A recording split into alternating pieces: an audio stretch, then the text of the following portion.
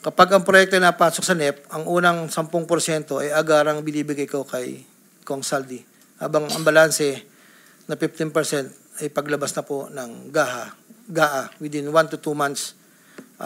Iniipon ko muna po yan bago po ipadala sa kanya. Pang-apat, Congressman Elsaldi ko. Noong August 20 o September 2021, nagkakilala kami ni Congressman Saldi ko sa isang pagtitipon meeting sa Shangri-La, Bonifacio.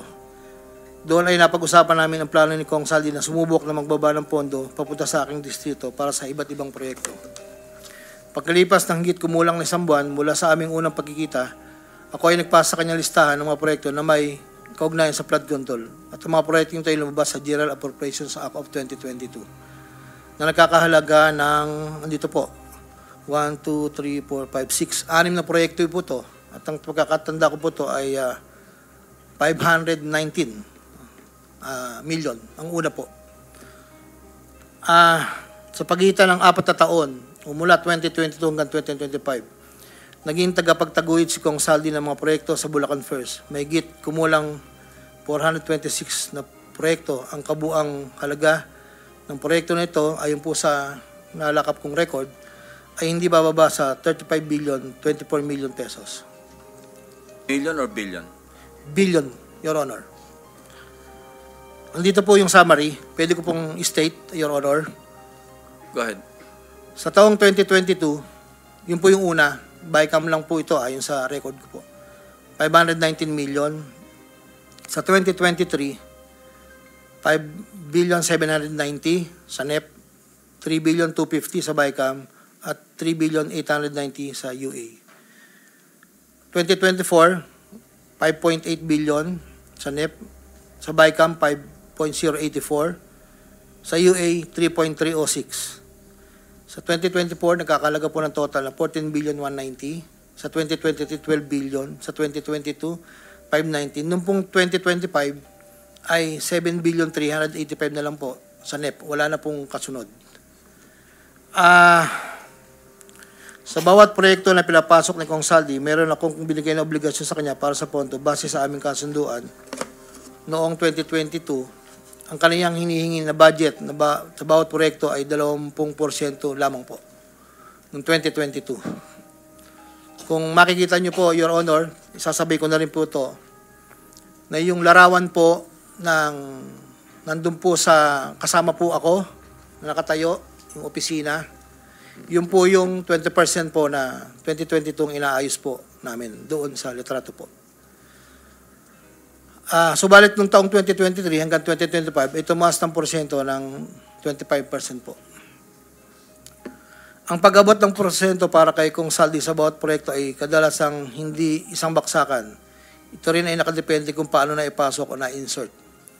Kapag ang proyekto ay napasok sa NEP, ang unang 10% ay agarang binibigay ko kay Kong Saldi. Habang ang balanse na 15% ay paglabas na po ng GAA within 1 to 2 months. Iniipon ko muna po yan bago po ipadala sa kanya. Kapag ang proyekto naman ay naipasok ng Kong Saldi sa bycam, ang unang 10% ay binabayad sa kanya matapos lumabas ang GAA at ang balancing 15% ay binibigay makalipas ng 2 buwan mula nang maaprubahan ng GAA. Pero kapag proyekto ay naipasok gamit ang UA, ang 5% ay agarang iniipon ko pat ibinibigay kay Kong Saldi. Ang pambayad para kay Kong Saldi ay nanggaling sa mga advances mula sa kontratista, pero hindi na alam ng mga kontratista kung para kanino ang advance na yon. Ang pera na nakalaan para kay Kong Saldi ay dinadala sa akin. Ako naman po ang nagdadala o naghahatid na hinihinging porsyento ng Kong Saldi sa iba't ibang tao niya. Hindi ko po siya na-meet during pagdadala. Ang tao niya po ay may alias lang Paul at Mark. Dahil sila po yung nag-message po sa akin through Viber, disappearing message po iyon, na doon ko po dadalhin.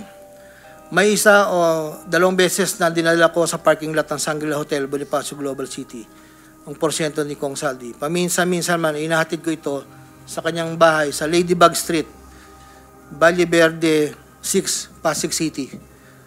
Mula Ortigas po, kakaliwa ka, stoplight, may gate kakanan, kakaliwa, kakanan, makikita na po yung bahay.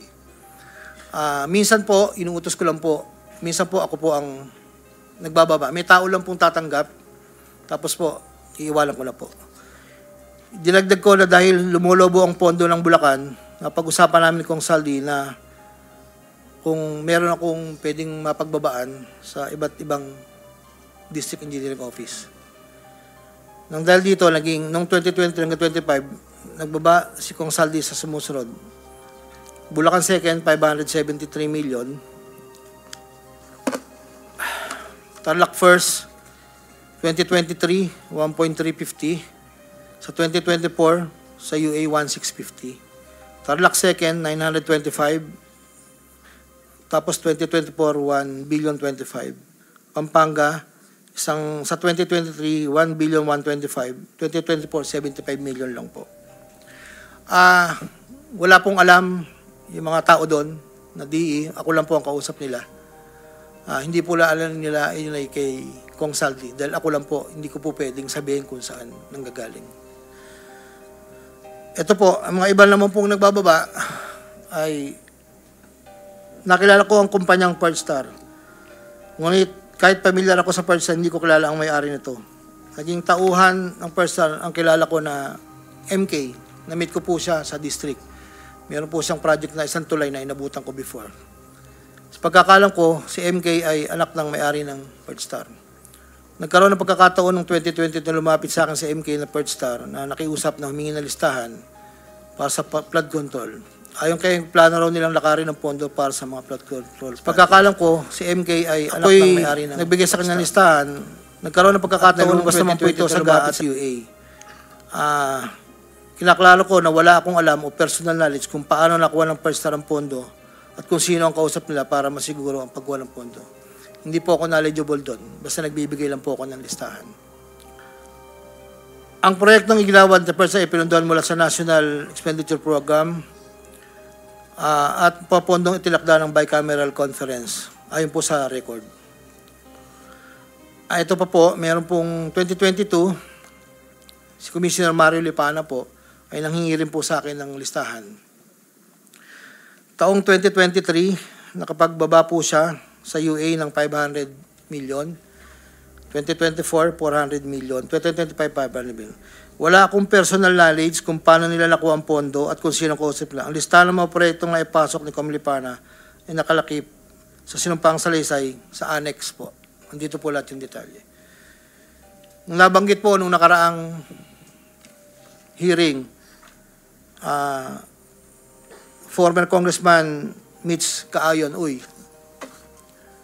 noong taong 2021, nakilala ko si isang pagtitipon, hindi ko na po matandaan, alam ko po birthday, na noon ay Yusek pa po ang pagkakatanda ko. Dito ay nakapag-usap kami at tinanong niya kung pwede siya magpababa ng pondo sa aking DO.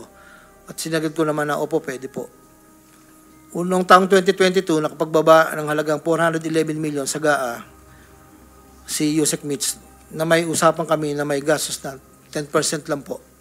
Hindi niya po pinakailaman yon. Sabi niya, bahala ka na kung sino man ang mananalo at contractor niyan. Noong ikapat na pagdinig ng Senate Blue Ribbon Committee hearing, may dalawang larawan na pinakita ang chairman ng Senate Blue Ribbon Committee, Senator Pampilo Lacson, kay Engineer Bryce Hernandez. Isang larawan sa isang lamesa na puno ng pera at doon ay makikita ang aking presensya na kung saan ay ako'y nakasuot ng blue na shirt at ito ay sa conference room ng lumang opisina namin. Para po sa kalaman, lahat po ng pera na yon ay para sa BICAM ni Kong Saldi. 519 million na may 20% proponent noong 2022. Ito po ay galing sa iba't ibang mga kontraktor na nakuha ng mga proyektong naipababa ni Congressman Saldi. Ang pangalawang larawan naman po ng pera na nakasalansan sa isang bilyaran ay para sa proponent ng 2023 na 5.79 billion na dadalhin namin kay Kong Saldi na sa aking pagkaalala ay nagkakalaga ng 579 bilang 10% advance payment. Aking nireserba ang aking pagpasa sa karagdagang Sinumpang Salaysay kung sakaling ito ay mabibigyan muli ng pagkakataon. Ginagawa ko ang Sinumpang Salaysay na ito upang pakita ang aking kusang loob na pakipagtulangan sa sinasagawang bisyon sa Senado, sa House of Representatives at iba pang ahensya ng pamahalaan, kaugnay ng mga anomalyang proyektong DPWH, upang matuluyang palagutin lahat ng mga taong sangkot.